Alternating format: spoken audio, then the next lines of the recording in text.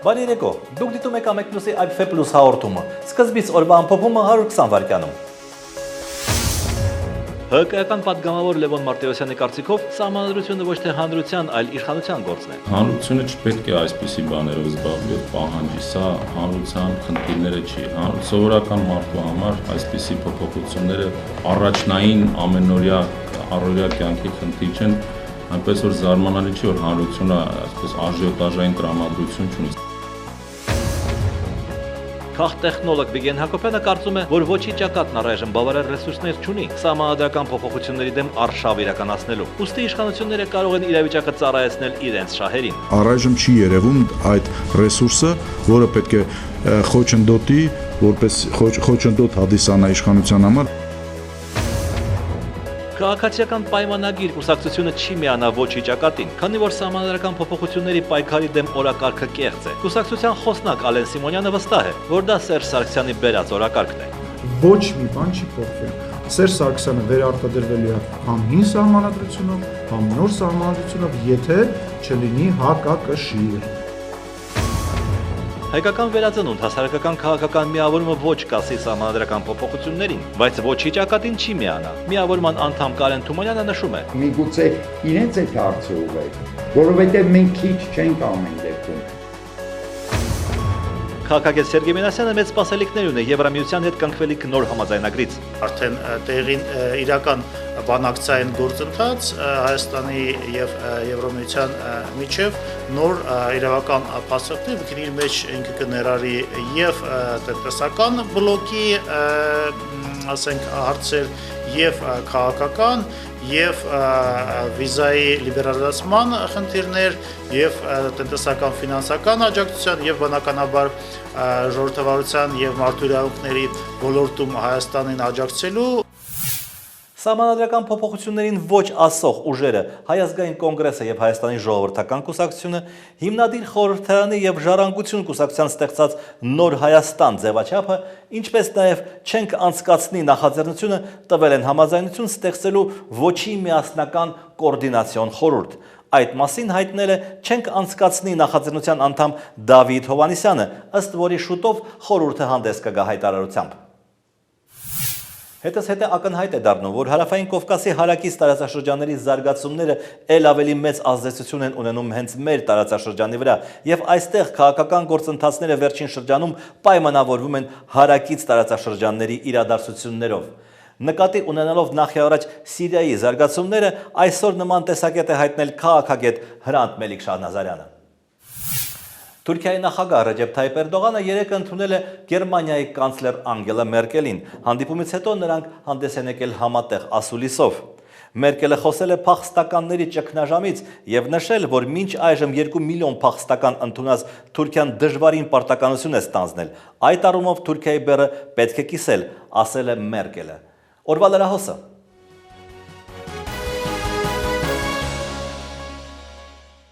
Ռուսաստանին քննադատելու համար ՆԱՏՕ-ի խորհրդարանական վեհաժողովի տարեկան նստաշրջանին հիմնական թիրախ էր ընտրվել Լեռնային Ղարաբաղի հակամարտությունը։ Զեկույցներից մեկում Հայաստանի համար անցանկալի ձևակերպումներ են տեղ գտել, երբ մեր պատվիրակները մտահոգություններ են հայտնել, խորհրդարանական վեհաժողովի անդամները տարբեր պատճառաբանություններ են բերել։ Իրենք որևէ մտադրություն չունեն Լեռնային Ղարաբաղի հակամարտության կապակցությամբ առանձին շեշտադրումներ անել։ Խնդիրը վերաբերում է Ռուսաստանին, մենք բոլորս էլ լավ գիտենք, թե նույն Ռուսաստանը, ասենք, կարելի է ձևակերպել, թե ինչքան վատ է ազդում Լեռնային Ղարաբաղի հիմնախնդրի լուծմանը, երբ որ վաճառում է զենք։ Բայց այս թեման թողած գրում էին, որ Ռուսաստանն է, որը ծնել է Ղարաբաղի խնդիրը։ Ու այնպես է գրած, ոնց որ թե ծնել է 3։ Հայկական պատվիրակությունը խորհրդարանական վեհաժողովում բարձրացրել է նաև հոկտեմբերի 9-ին Հայաստանի Հանրապետության սահմանը հատած թուրքական 2 մարտական ուղղաթիռների հարցը։ Թուրքական կողմը պատճառաբանել է, թե եղանակային վատ պայմանների հետևանք է եղել։ Թևան Պողոսյանը չի հասցրել նիստի ժամանակ հնչեցնել հարցը եւ իր խոսքերով սպորտային իր կարողությունները օգտագործելով վազել է նիստը նախագահողի հետևից եւ խոսել նրա հետ։ Եթե մի կառույց իսկապես գնահատում է իր անդամ երկրների սահմանների անձնամխելությունը եւ ինքը պատրաստ է ամեն ինչ անել, ապա ինքը հենց պետք է սկսի միգուցե իր օրինակից եւ առաջինը պետք է ներողությունը խնդրել։ Իրավիճակը սրելու կարիք չկա, բայց նաեւ պետք է մենք բարձրացնենք մեր զգոնությունը հստակ հասկանանք, որ մեր սահմանները մենք պետք է կարողանանք արդյունավետ կերպով պաշտպանել։ Հայկական պատվիրակության անդամները ընդհանուր առմամբ գոհ էին իրենց աշխատանքներից, թեև ադրբեջանցի միակ պատվիրակը փորձել էր կրկին անգամ հանդես գալ հակահայկական կոչերով, որոնք ըստ բանախոսների ՆԱՏՕ-ին ոչ մեկին չի հետաքրքրել։ Սահմանամերձ Չորաթան գյուղը դատարկվում է, տարեցներն են մնացել, որոնց առօրյան սկսվում ու ավարտվում է այս հավաքատեղիից։ Գալիս եմ ներդի տալի, կարտի տալի, մի տիվախում գնում պարկում։ Միշա Ուդումյանը ապրում է կնոջ հետ։ Այդ մի կնիկն ունեմ, ցավոտ տանը։ Որդին բնակություն է հաստատել Ռուսաստանում։ Իր աշխատանքն ունի, 3 երեխա ունի, ընտանիք ունի, տուն ունի, դաչա ունի, նա էլ չի կարա այստեղ։ Եկավ, անցյալ տարի եկավ, ասես պապա, ռեմոնտ անենք տունը, ասեցի Արման ջան, դու գալու ես ստեղ մնաս, թե չէ, ասեցի բաում համար եմ ռեմոնտ անեմ, ես այսօր կամ վաղը չկա։ Թեպետ գյուղում աշխատատեղեր չկան, բայց լինելու դեպքում էլ տարիքն այլևս չի ներում աշխատելու։ Աշխատել եմ թոշակը եմ ախպեր,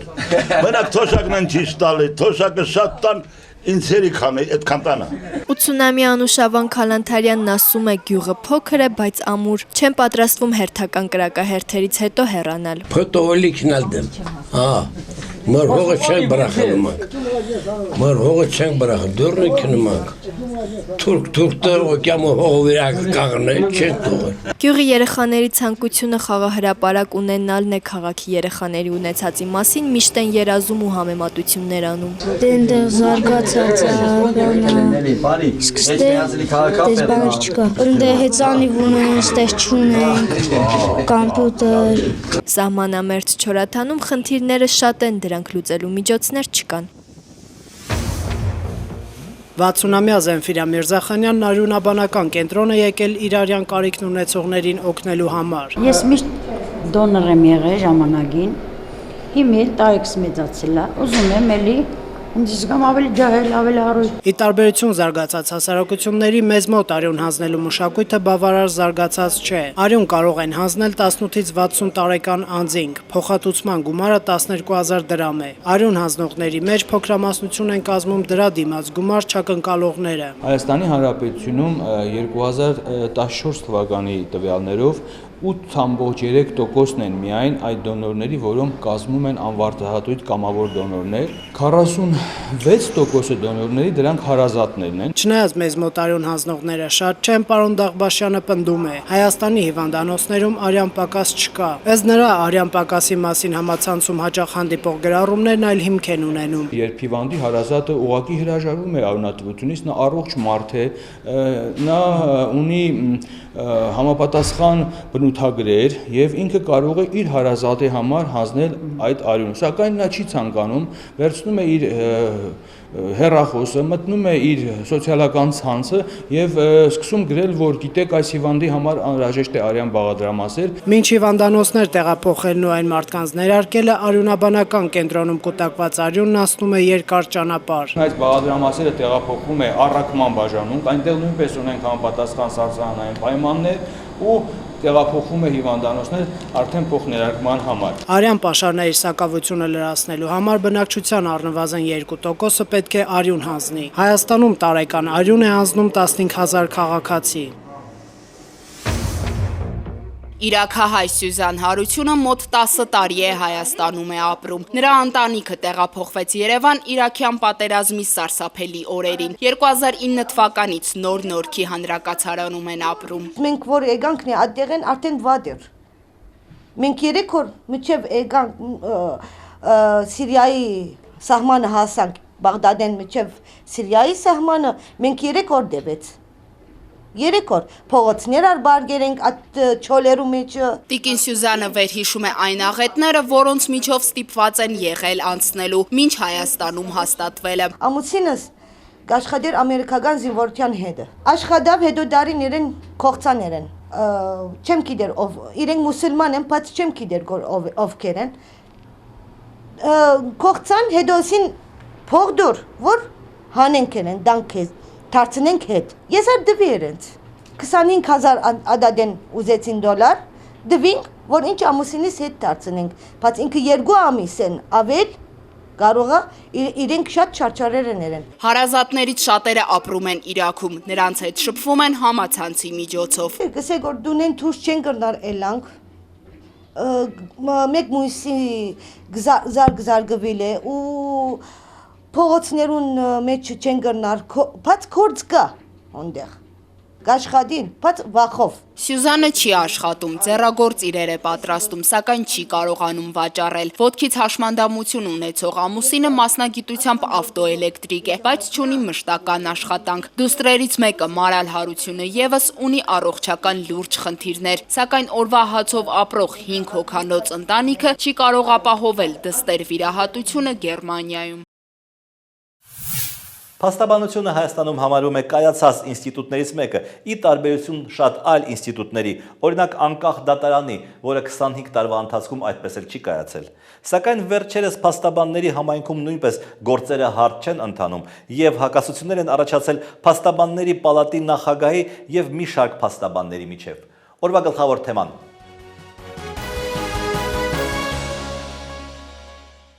Փաստաբանների պալատի նախագահ Արա Զոհրաբյանը ցանկացած քննադատություն դիտում է որպես անձնական վիրավորանք։ Վերջին օրերին առաջացած աղմուկն այսպես է բացատրում փաստաբան Լուսինե Սահակյանը։ Իսկ ամեն ինչ սկսվեց հայտարարությունից, թե մամուլում Լուսինե Սահակյանի եւ Երվանդ Վարոսյանի վերաբերյալ տպագրված 2 հոդվածները պատվիրված են։ Մի փոքր թույլ կարծիք կա նախագահի մոտ պալատի, որ պալատը դա ինքն է։ Եվ յուրաքանչյուր քննադատություն, որ հնչում է որևէ մարմնի վերաբերյալ եւ այլն, որևէ մարմնում ինչ-որ բան շտկելու վերաբերյալ, նա անձնական դաշտում է դիտարկում։ Սիմուլ Լուսինե Սահակյանի դիրքորոշումները տարբեր հարցերի վերաբերյալ փաստաբանների պալատում խորհրդում ցակած առաջացրել է այսպես անձնական հողի վրա թշնամանք պալատի ղեկավարության կողմից։ Ըստ փաստաբանների պալատում խնդիրները բազմաթիվ են եւ որոնց մասին բազմիցս բարձրաձայնվել է խորհրդի նիստերում։ Պալատում այսպես հակակշիռների մեխանիզմներ ընդհանրապես այսօր գոյություն չունեն եւ վերահսկողական ֆունկցիաներ ունեցող պալատի խորհրդի շատ անդամներ աշխատում են այն պաշտոններում, որոնք իրենք իբր պիտի վերահսկեն։ Երվանդ Վարոսյանը կարծում է, որ չպետք է աչք փակել իրենց դեմ պատվերով հոդվածների հրապարակման առիթով, քանի որ այն վտանգավոր նախադեպ է դառնալու։ Փաստ է ում միջոցով են դրանք տարածվել, այդ ամենը պիտի համարժեք գնահատականի արժանանա։ 2 նյութի հեղինակն էլ փաստորեն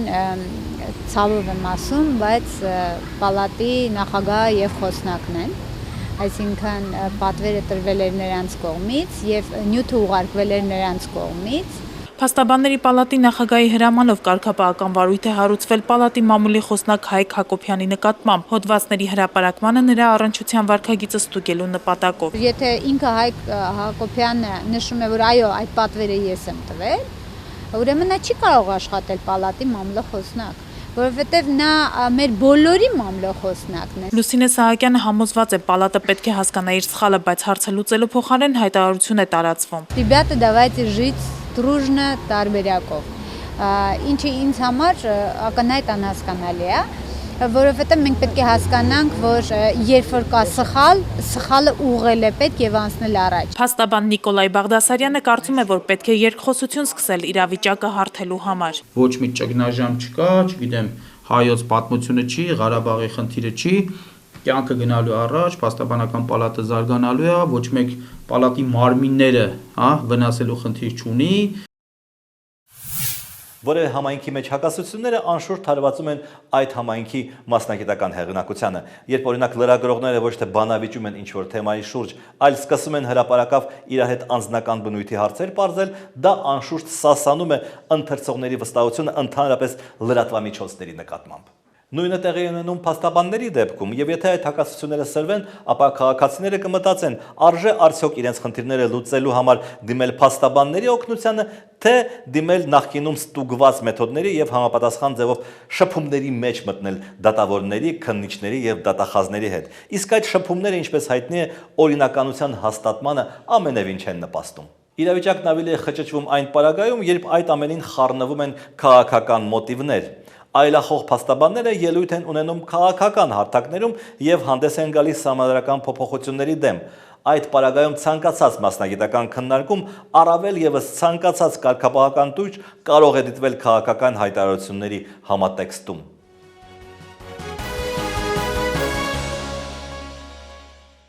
Ամեկ պլյուսի զրուցակիցն է փաստաբանների պալատի նախագահ Արա Զոհրաբյանը։ Պարոն Զոհրաբյան, Երվանդ Վարոսյանը եւ Լուսինե Սահակյանը ասուլիս են տալիս, որտեղ կոչ են անում ոչ ասել սահմանադրական փոփոխություններին։ Եվ հաջորդ օրը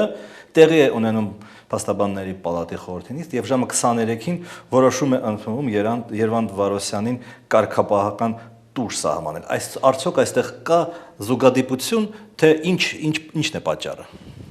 Նախ, եթե գնանք ժամանակագրական տրամաբանությանը, այդ կարգապահական գործով, որով փաստաբանների պալատի խորհուրդը որոշել է տուժ կիրառել նրանց նկատմամբ, այդ կարգապահական վարույթը հարուցվել էր 2015 թվականի հունիսի 2-ին։ Այդ երկու խորհրդի անդամների քաշքշուկի առիթով։ Հիմա բնականաբար որևէ կապ դրա հետ չի կարող ունենալ։ Հակառակը փաստաբանների պալատի կողմից ստեղծված աշխատանքային խումբն էլ ներկայացրել էր անպատասխան կարծիք, մասնագիտական կարծիք, մոտ 100 էջից կազմված, որը նույնպես ներկայացվել էր այն թերությունները նախագծի, որոնք որ պետք է շտկվել։ Սահմանադրական փոփոխություններին նախագծի։ Սահմանադրական փոփոխություններին վերաբերող։ Եվ վստահաբար ասում եմ, որ դրա հետ որևիցե կապ չի կարող ունենալ։ Իսկ ինչու է այդքան ուշ երեկոյան այդ որոշումը կայացվել։ Նայեք, փաստաբանների պալատի խորհրդի նիստերը միշտ նշանակում են երեկոյան ժամերին, ժամը 18:30, ինչու, որովհետև փաստաբանների պալատի խորհրդի անդամները նրանք հանդիսանում են իրենց ակտիվ գործունեություն իրականացնող փաստաբաններ եւ կարող են գտնվել դատարաններում։ Եթե մենք նշանակենք ավելի վաղ, ապա որևէ ինչ տեղի չի ունենա։ Այս պայմաններում մենք փոխըմբռնված կամ փոխհամաձայնեցված երեկոյան ժամեր ենք նշանակում։ Իսկ քանի որ խորհրդի նիստերը երկար են տևում սովորաբար, օրինակ մենք օր ենք ունենում, որ մի քանի նիստ է լինում։ Ես ինչպես արդեն նախկինում էլ նշել եմ, ես ինքս խորհրդի նիստերին չեմ մասնակցում կարգապահական գործերով, որովհետև պալատի նախագահի կողմից հարուցելուց հետո նա իրավունք չունի մասնակցի։ Եվ հենց 12 անդամից կազմված խորհրդի անդամներն են իրենք մասնակցում։ Եվ եթե իհարկե գործերը լինում են գործեր, որ երկար են տևում, ապա դա կարող է մինչև ուշ ժամ լինել։ Եվ մենք այդպիսի մի քանի դեպքեր ունեցել ենք։ Դա առաջինը չի։ Դուք ունեք լծակներ խորհրդի այն անդամների վրա, որոնք ձեր մոտ, այսինքն փաստաբանների պալատում վճարովի աշխատանք են։ Այսինքն դուք մարդկանց աշխատավարձ եք տալիս, հետևաբար նրանք ձեզնից կախման մեջ են։ Նայեք ասեմ, մեզ մոտ փաստաբանների պալատում խորհրդում երկու անդամ կա, որ աշխատանքային հաստիկային աշխատող են։ Մեկը դա փաստաբանների պալատի միջազգային հարաբերությունների գծով խորհրդականն է, որը որ ստանում է սիմվոլիկ աշխատավարձ, ուղղակի մեծ ներդրում ունի եւ մեծ գործ է անում միջազգային հարաբերությունում, դա սիմվոլիկ ուղղակի տրանսպորտային ծախսերը ացուցելու համար։ Երկրորդ աշխատակիցը հանրային պաշտպանի գրասենյակի ղեկավարն է, որին նշանակում է խորհուրդը, ես չեմ նշանակում։ Այսինքն նույնիսկ ազատելու համար հանրային պաշտպանի գրասենյակի ղեկավարին որակյալ մեծամասնություն է պետք ձայների։ Այսինքն ազատման առումով էլ նա երաշխիքներ ունի, որևէ կերպ նա չի կարող պալատի նախագահի ազդեցության տակ գտնվել։ Շնորհակալություն։ Ես եմ շնորհակալ։ Իմ զրուցակիցն էր փաստաբանների պալատի նախագահ Արա Զոհրաբյանը։ ԱԺՄ նախագահ Վազգեն Մանուկյանը թե իշխանության եւ թե ընդդիմության մեջ չէր տեսնում այն ուժը, որի հետևից կգնար ժողովուրդը, վստահ լինելով, որ այս նպատակներին կհասնի։ Բանն այն է, որ չկա վստահություն ապագայի նկատմամբ։ Ընտրություններ են գալիս, բայց մարդիկ չեն հավատում դրանց արդարությանը։ 2006 թվականի հոկտեմբերի 19-ին հայտարարել է Վազգեն Մանուկյանը։ Ըստ նրա, մտել ենք մի ակոսի մեջ եւ դրանով գնում ենք առաջ։ Այստեղ եւ կոռուպցիա կա, եւ կրիմինալ, եւ անօրինականություն։ Էլ ինչ հետաքրքիր իրադարձություններ են տեղի ունեցել հոկտեմբերի 19-ին անկախ Հայաստանի պատմության ընթացքում։ Նյութեր Ամեկ պլյուսի պահոցից։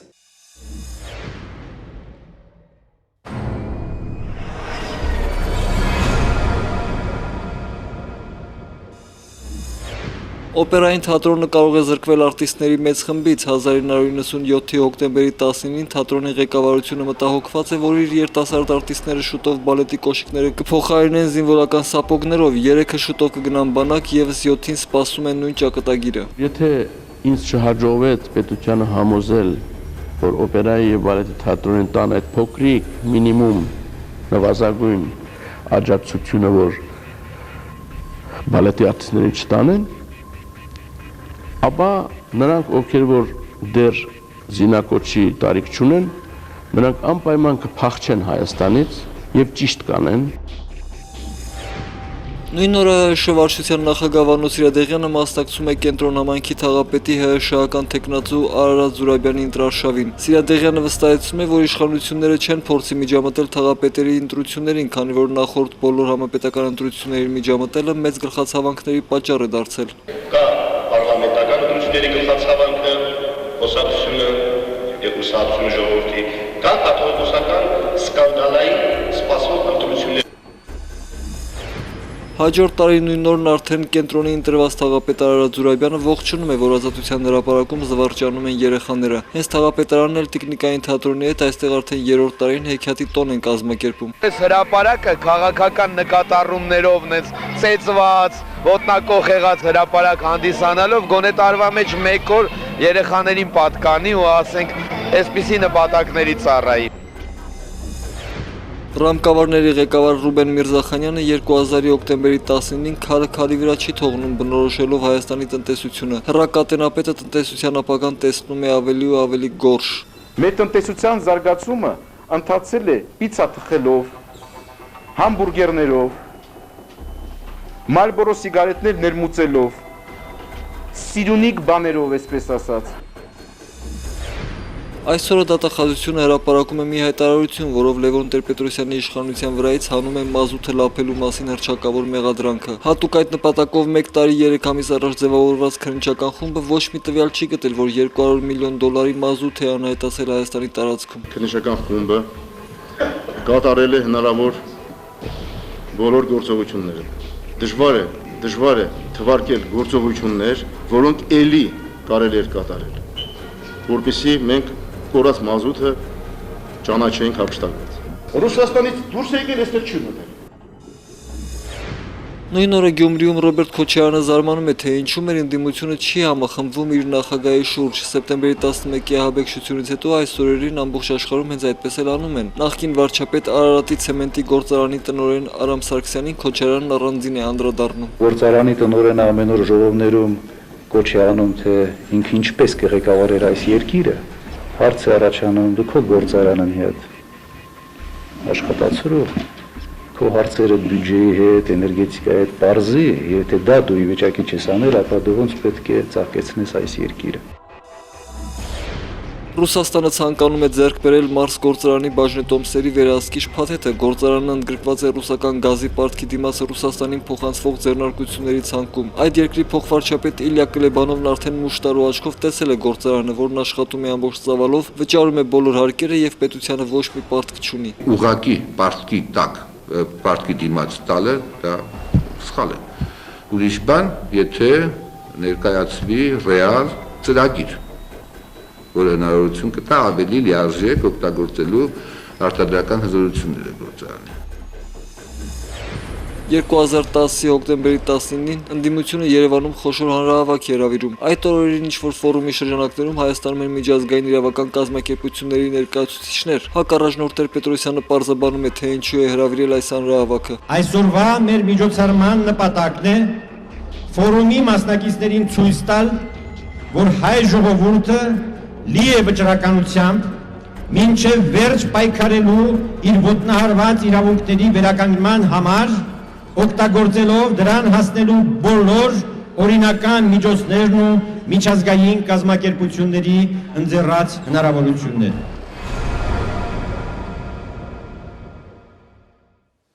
Նախկին ՕԵԿ, այժմ հայկական վերածնունդ կուսակցության ներկայացուցիչը պնդում է, որ իր միավորման մեջ այժմ կա 170 հասարակական եւ քաղաքական միավոր, բայց երբ լրագրողները խնդրեցին նշել այդ միավորների կարկառուն դեմքերին, նա նշեց ոչ այնքան նշանավոր մարդկանց։ Դիտեք նաեւ մեր վերջին խոսքը, իսկ ես ձեզ հրաժեշտ եմ տալիս։ Մենք կհանդիպենք վաղը։